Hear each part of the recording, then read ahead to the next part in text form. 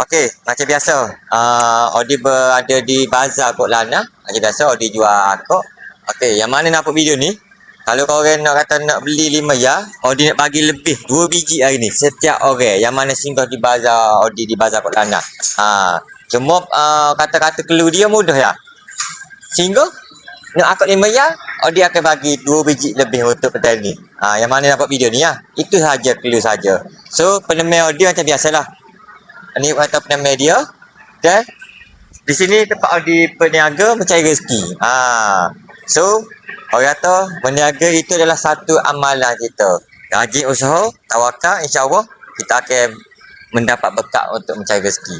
Yang penting usaha siapa kita tak kira penat ataupun lelah. Tunjuk atas sikit. Tunjuk atas sikit. Tunjuk bawah sikit. Pandang dah muka Odi.